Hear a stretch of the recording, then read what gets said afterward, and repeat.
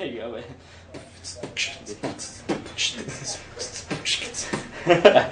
Anyway. It's like Conan. Alright. Anyway. I'm going to talk about the late great J Dilla. When you find like the raw mineral of what somebody like kind of worked on, you really get to really understand how the producer really flipped that raw element and made it his.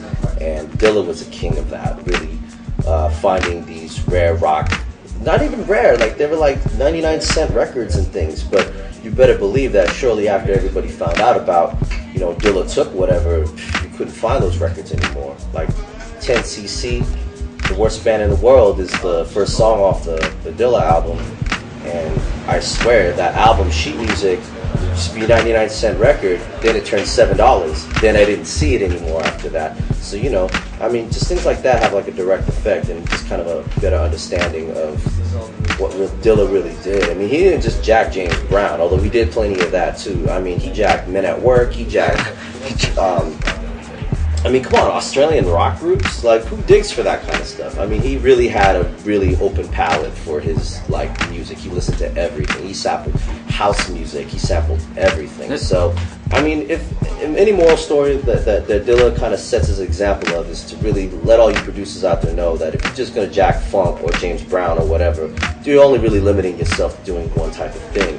I mean, Dilla's style is going to, you know, his legacy is going to live on. His beats are going to sound fresh, be it 2008, 2018, or through 2028, and they're still going to sound definitely ahead of their time as well.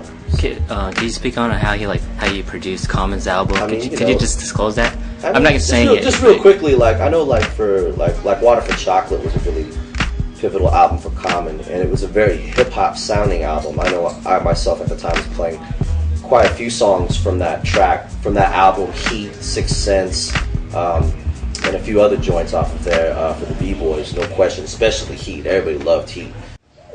It's an unfortunate thing when you have somebody who's really talented. I think anybody in general whose lives get cut short and whatnot, you know what I'm saying? And the cause of whatever that may be, you know, fortunately for Dilla, he went at least in a relatively peaceful way, as far as he was allowed to,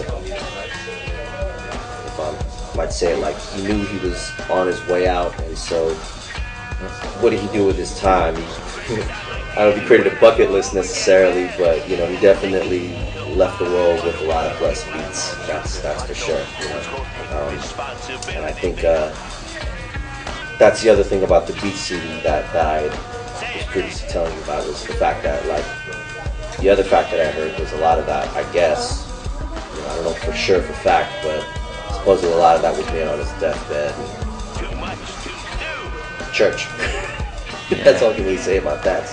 Like, there's nothing really more to say about it, you know. It's like, gotta get up in the morning and make those beats, I guess, you know. I'm very much healthy and more than capable of doing it. If my man could do that, you know.